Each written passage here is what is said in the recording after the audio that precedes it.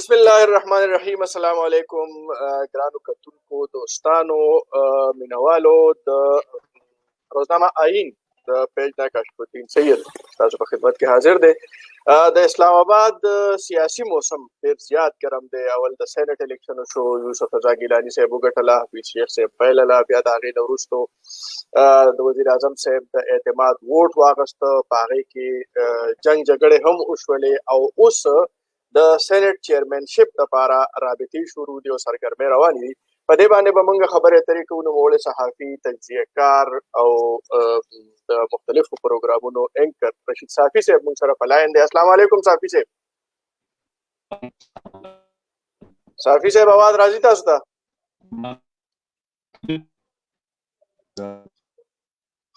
صافي صاحب، صورتحال د اسلام آباد ډیر زیات ګرم دی. سیاسي موسم ګرمېدو ته روان دی، څنګه چې عام موسم ګرمېږي. هلته کې ډېرې زیاتې هلې ځلې دي او د هغې اثرات په ټول ملک باندې وي. د سینټ د الیکشن نه وروستو ډېرې زیاتې سرګرمۍ دي. څه ګڼئ تاسو چې د دې نتیجه به سره وځي او دا وختې د حکومت څه سرګرمۍ دي او د اپوزیشن څه سرګرمۍ دي؟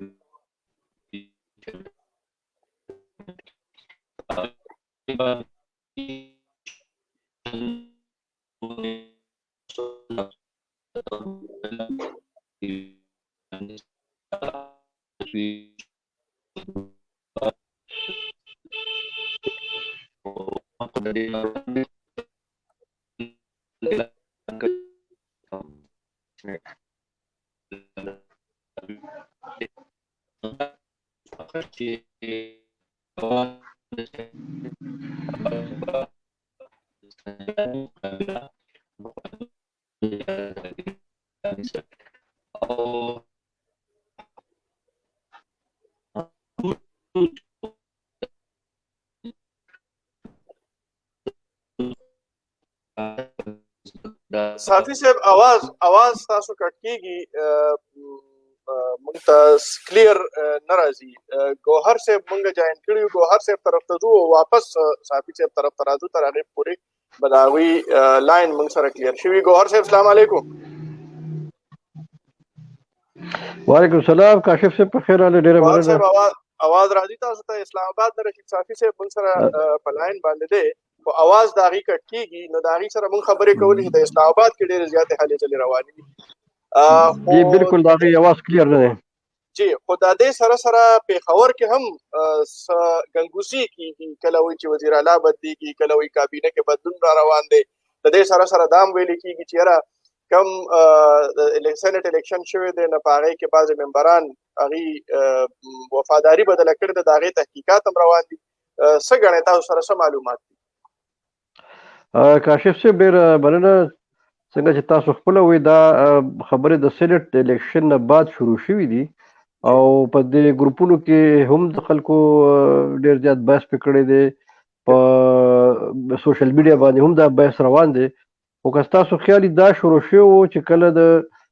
سینټ الیکشن وشو، نو فوراً داسې افواګانې شروع شو چې عمران خان صاحب د پنجاب وزیر اعلی بدلی او د هغوی د تبدیلۍ خبرې شروع شوې دي. خو زه خپله حیران یم چې په دې کې د صوبایي زموږ چې کوم د خیبر پښتونخوا وزیر اعلی دی محمود خان صاحب، د هغه د تبدیلۍ هم پکې بېګا د شپې داسې افواګانې شروع شي. خو زما نه دی خیال چې په دې کې فی الحال څه حقیقت وي. دا د صوبې زموږ چې کوم وزیر اعلی دی محمود خان صاحب، ځکه چې د زموږ د صوبې تاسو ته معلومه ده کاشف صاحب، دا چابي د سابق وزیر اعلی پرویز خټک صاحب سره. تر کومه چې پرویز خټک صاحب نه غواړي، نو زما نه دی خیال چې د دې صوبې وزیر اعلی بدل شي. که ستاسو خیال یې ډېر لږ وخت مخکې وزیر اعلی په خپل پرویز خټک صاحب په خپل یو تقریر کې باقاعده په جلسه کې ویلي و، که زه وغواړم عمران خان حکومت په 3 ورځو کې ختمولی شم. خو د عمران خان د حکومت پورې خبره کوي، وزیر اعلی خو د هغه دپاره څه خبره نه ده. نو زما نه دی خیال چې داسې که تر څو پورې د عمران خان او د پرویز خټک تعلقات صحیح وي او هغه په صحیح دغه کې روان وي، نو د صوبې د وزیر اعلی د تبدیلولو هېڅ امکان ماته نه ښکاري. او وزیر اعلی صاحب خپله هم ډېر په وضاحت سره دا خبره وکړه چې عمران خان صاحب زما د کارکردګۍ نه زما د پرفارمنس ته بالکل مطمئن دی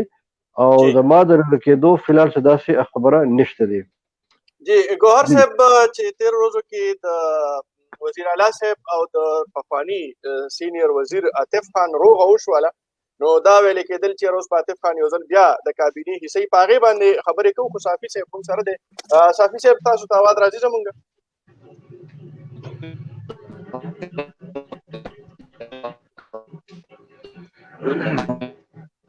صافي صاحب تاسو مونږ اورئ؟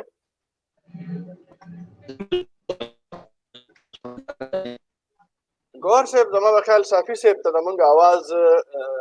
نه ځي او د هغې اواز زما په خیال زمونږ خبرې هغې اوري، خو د هغې اواز مونږ ته کلیر نه راځي. جی بالکل همداسې ده. جی کومه خبره چې مونږ کوله چې یاره د عاطف خان په کابینه کې د شمولیت خبرې کېدې، نو هغه خبره کوم ځای ته ورسېده که نه هغه هسې مطلب دا دی چې یو د خلکو د خیال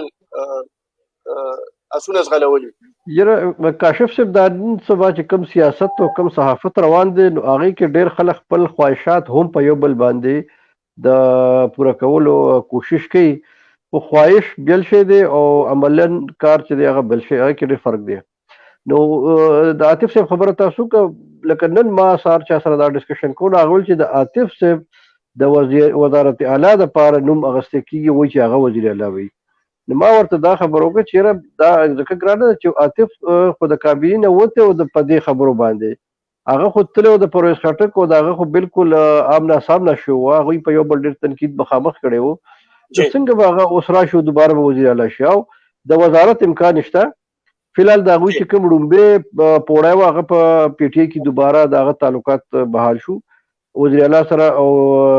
وزیر اعظم سره د هغه راجیلامه وشوله، پارټۍ دغه ته راغله، خبرې ختمې شو زړې. نو کابینه کې د هغه د واپس راتلو بالکل امکانات شته دي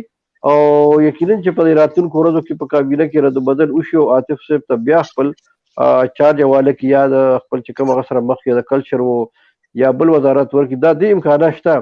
خو عاطف به طور وزیر اعلی ما ته نه ښکاري چې هغه به دې خو دې دپاره راشي تر څو چې د پرویز خټک او د محمود خان او د عمران خان میس کې تعلقات ښه وي. او څنګه چې محمود خان صاحب وایي چې عمران خان صاحب زما د پرفارمنس ته مطمئن دی، نو په دې علاقه کې خو ما ته نه ښکاري چې عاطف به د وزارت اعلی عهدې دپاره راشي. جی ګوهر صاحب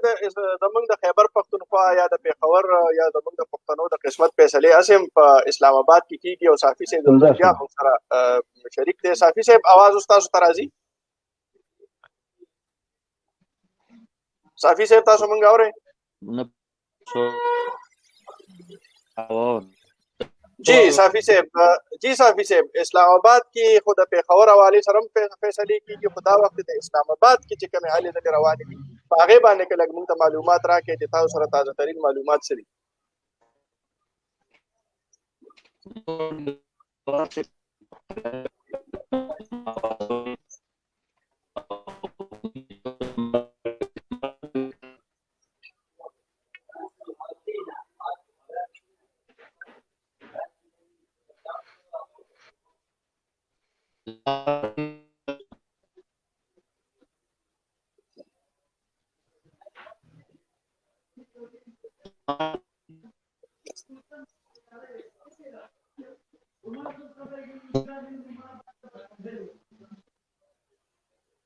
ګوهر صاحب د صافي صاحب سره زمونږ رابطه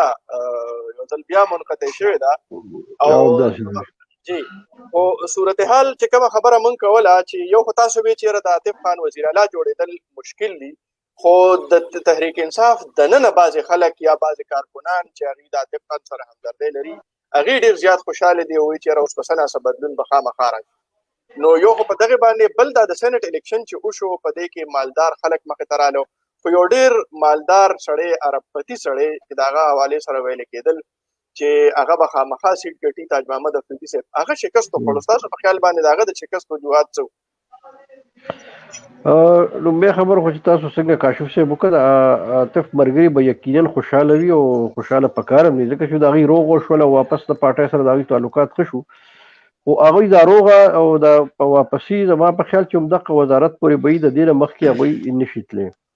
د سینټ الیکشن خبره تاسو وکړه، څنګه چې سابقه روایات دي، دا خو ما خیال چې ما مخکې یو پروګرام کې تاسو ته ویلي چې دا د اچمبې یا دغه خبره نه ده چې ګینې دا رپتیان دې ځل راغلی، دا خو د ازل نه چې کله سنټ شروع شوی دی دا د پیسو لوبه ده، د نمبر گیم دی، په دې کې مخصوص وټونه وي، مخصوص کسان اخیستل غواړي، هغې دپاره پیسې والا خلک پکار دي او د څنګه په ماضي کې شوي دي همدغه شان په دې الیکشن کې مغه سیم هېڅ چینج دی راغلی. کم څومره امیدواران چې تحریک انصاف له ټکټ ورکړه هغه بالکل بلینیر دي او ښه مالداره خلک دي، ښه مخکې ټکټ پیسو باندې وټونه اخیستي، دې ځل یې واخیسته. خو که تاسو نورو پارټیو ته وګورئ نو نورو پارټیو خو یا موروثي سیاست ته ترجیح ورکړه او یا یې هغوی هم په پیسو وټونه اخیستي دي، ځکه چې دا سینټ الیکشن مونږ دا به غلط شو که مونږ وایو چې دا بغیر پیسو څوک الیکشن چا وګټلو یا کېږي، دا ناممکنه خبره ده. نو خامخا تېر ځل هر ځل پیسې استعمال شوي دي، دې ځل هم پیسې استعمال شوي دي او یو امیدوار د پی ټي آی یو امیدوار خو دعوه کړې وه چې ما ته د 8 کروړ که د 10 کروړ آفر شوی دی، په هغې الیکشن کمیشن نوټس هم اخیستل شوی. عبدالسلام افریدي صاحب تاسو اورئ چې اوس الیکشن کمیشن د هغه نه ثبوتونه غواړي، اوس ثبوت غواړي، پکار ده چې هغه ثبوت ورکړي او ظاهره خبره ده چې هغه څوک خو داسې په هوا کې نه خو یا به چا ورته فون کال کړي یا به چا ورسره میټینګ کړي، د دې ثبوت پیدا کړو. پکار ده چې هغه الیکشن کمیشن کې دا جواب ورکړي او د دې صفحه وکړي چې واقعي هغه ته دومره غټ آفر شوی دی 8 کروړ یا 9 کروړ یا 10 کروړ. نو په سینټ الیکشن کې د پیسو حوالې سره خبره ده، زما په خیال سره نوې خبرې دي، دا د پخوا نه را روانې دي، بیا به هم کېږي بیا به هم کېږي. پاتې شو تاسو وایئ چې یو ډېر غټ ارپتي سړي الیکشن بېلود، واقعي د هغه باره کې دا ویلی کېږي چې هغه دا ګور صاحب په دې خبره کوو، خو صافي صاحب کوشش کوو چې صافي صاحب موږ سره د اسلام آباد خبرې وکړي نو دا به ډېر خوند به وکړي او زموږ کتونکي به هم خبر شي. صافي صاحب اواز راځي تاسو ته؟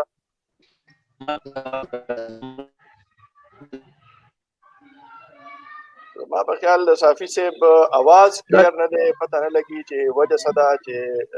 د انټرنیټ ایشو ده یا بله څه مسله ده، خو د صافي صاحب اواز موږ ته نه راځي. کوشش کوو چې د هغې دغه قیمتي خبرې موږ واورو ګوهر صاحب، ځکه چې هغې سره ډېر ښه معلومات انټرنیټ ایشو بالکل، چونکې هغوی په اقتدار کې ناست اسلام آباد کې بالکل په شهر اقتدار کې ناست شهر اقتدار کې ناست نو هغې خبرې به ظاهره زیاتې معلومات هم وي. صافي صاحب سره ډېر د دنې معلوماتي دنې معلوماتي بالکل صحیح خبره. تاسو خو د هغې نیت کې څه مسله ښه تاسو خبره کوله د چې کوم اربپتي سړي او دا اربپتي عبارت کې ویلی کېږي چې دوی یو بل خپل ملګرو ته ګیلم کړی چې یو کس همانه پیسې واخیستې او بیا یې رالې غوټرانه کړه. نو د دې اندازو کې چې یو سړي دومره یعنې موږ ډټۍ سره کرپشن هم کوو، هر غلط کار هم کوو، بیا پې باید فخر هم کوو او دا ویلی وایي چې پیسې مې در واخیستې بیا هم ستا کار مې ونه کړ. نو د هغه الان کې د الیکشن نه مخکې هغوی باره کې ډېر مشهور چې دا ټول خریداري زیاتره هم هغوی ته دا ټاسک ورکړی شوی چې دا خلک واخلي او دا خلک وټونه برابر کړي، ډېر سرګرم وو. خو بیا د عجیبه خبر ده چې دوه وټونه درې خو هغه سره د خپل کور دی او د هغې باوجود هغه الیکشن د وتل د هغه شکست زما څلور وټونه د هغه سره خپل د کور دي او داسې کار راځي چې څلور کسان ورته په تحریک انصاف هم ورکړي چې دا ورکړي دا به ستا په دغه کې اتحاد کې وي. نو هغې باوجود د هغه الیکشن کې پاتې کېدل یقینا چې د حیرانتیا خبره ده. نو سینټ الیکشن وشو، اوس ګورو مخکې را روان دی د چیرمین سینټ الیکشن چې هغوی کې حکومت څه سټریټیجي اختیاروي، د پی ډي ایم ځان روان دی هغوی خپله سټریټیجي اختیاروي. خو کوم د تحقیقاتو خبره چې کېده نو دې کې څومره حقیقت دی؟ آیا حکومت یا اپوزیشن جماعتونه دواړه طرف ته آیا هغې څه واقعي څه تحقیقات کوي که نه چې ګپ لګوي؟ یره زما په خیال مکمل کاشف صاحب ګپ لګوي. لکه د ما ته د سینټ وټونه چې دا مخصوص وټونه دي، ډېر محدود تعداد کې، ډېر په کم تعداد کې، دا 2 لکه نه دي 3 لکه نه دي، محدود تعداد کې وټونه دي. که هغوی غواړي تحقیقات خو او خاص کر چې پرایم منسټر صاحب چې کوم د اعتماد وټ واخیست هغې نه پس به تحقیقات څوک کړي؟ هغه کسانو چې چا د هغه خلاف وټ ورکړی هغه راله په قومي اسمبلۍ کې کېناسته، باقاعده هغوی ولیده چې دا خلک دي، هغوی پرایم منسټر له د اعتماد وټ ورکړه. کله چې هغوی د سینټ وټ اچو خو هغوی خرڅ شوي وو، کله چې هغه اعتماد ورته راله هغه بیا کلیر شو. په دې بنیاد باندې ویلی کېږي چې باقاعده په هغوی سره اګریمنټ شوی چې موږ به وټ ورکوو پرایم منسټر ته، خو زموږ خلاف به تحقیقات نه کوئ. نو زما نه دی خیال چې دا تحقیقات وشي او که ډېره مسله خرابوي یو کمیټي به ورله جوړه کړي، بس بیا به کمیټي لګیا وي او په 100 کالو پورې به لګیا خپل کار به کوي، نتیجه به هېڅ نه وځي. صافي صاحب مهرباني کوي بار بار موږ سره په پروګرام کې شریکېږي او موږ کوشش کوو چې د هغې خبرې اوري. صافي صاحب اواز تاسو ته راځي زموږ؟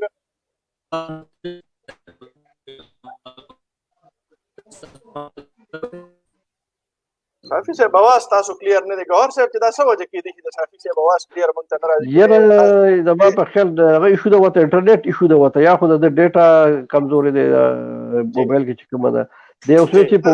په وای فای لګیا دی که په ډیټا لګیا دی خو دا ما ته ایشو د نیټ ښکاري زما په خیال خو په وای فای لګیا دی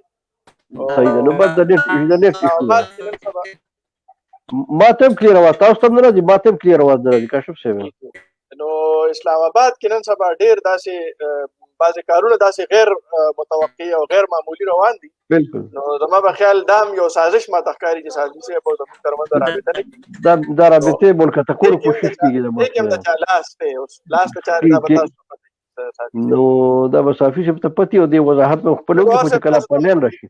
دا چې کوم سازشي عنصر دی دا به یقینا زما یقین دی دا به تاسو ته ضرور پته یره دی وخت زه چې تاسو خبرې اورم زه نه پوهېږم که اوس صافي صاحب اواز مونږ ته راغی ډېر اوس کلیر شو اوس یې اواز راغلی اوس رشید صاحب اواز راغلی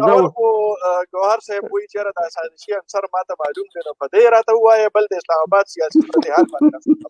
ګوهر صاحب ته سلامونه وایم او واقعي چې وعلیکم السلام رشید صاحب سلامونه قبول دا چا چې ورانې جوړ کړی زما دا اواز چې چا بند کړی دی نو هغه سړی ګوهر صاحب ډېر ښه پېژني که نه مننه رشید بیا ګوره تا ذکر وکړه بیا پکې هغه راغله مسله راغله دا انټرپشن کې چې هر څوک دی دا میاشت کې دغه انټرپشن دی چې هغه پسې په اشاره کې هم خبرې کوي نو حالات خراب کېږي همداسې ده ګوره وختي ټیک شو وختي اواز ټیک شو بیا خراب شو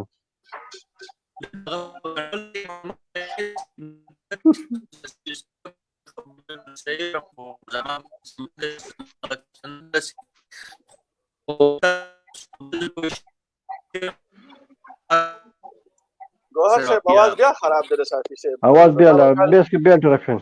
چې کوم خلک سازش کول غواړي هغه خلک په خپل سازش کې هغه بیا انټرپشن یو کړي بالکل موږ هغه معلوماتو استفاده نشو کولای وروره موږ د هغه سره چې کوم تازه صورتحال د هغې نه موږ نشو کولی بهرحال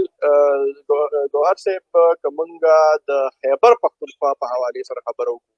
نو تاسو څه ګڼئ د سینټ چې کوم نتایج راغلي دي نو تاسو دغه ګڼئ چې یاره همدغه نتایج متوقع وو که نه یاره زما په خیال خو 99% ښه ایکسپیکټډ راغلي سیوا د یو ممبر نه جی بالکل څه ایکسپیکټیشن چې کړي څه تجزیه کارانو تجزیه کړي وي څه لیکل شي څه چې هغه د کاونټینګ شي او کوم حساب کتاب د ممبرانو شي نو ما په خیال خو مقه شان راغلي دي دغه یو دغه پکې چې اپسیټو د تاج محمد صاحب د دې په څه وجه پاتې شو نور خو ما خیال تاج محمد صاحب بغټي او یو بل امیدوار د تحریک انصاف په پاتې کیږي دا خبره تاسو صحیح ده زما په خیال چې دغه توقع دا کې دا چې تاج محمد صاحب بغټي او یو بل امیدوار او پاتې کیږي په اخیری لمحو کې صورتحال بدل شو او تاج محمد صاحب وبیلله بهرحال هم موږ د دغه حوالې سره خپل کتونکو ته خپل دوستانو ته معلومات ورکړو سبا به بیا ځکه چې سبا به ګوهر صاحب نورم صورتحال واضحه شوي وي او څه نوې خبرې به راغلي نو سبا به موږ د صافي صاحب نه هم استفاده کوو او ګوهر صاحب تاسو په صورتحال باندې نظر ساتئ ډېره مننه کوم موږ ګوهر صاحب د رشید صافي صاحب او ګرانو کتونکو تاسو هم مننه کوو چې تاسو موږ سره وئ اوس اجازت راکړئ الله پامان مننه خوشحاله شئ مهرباني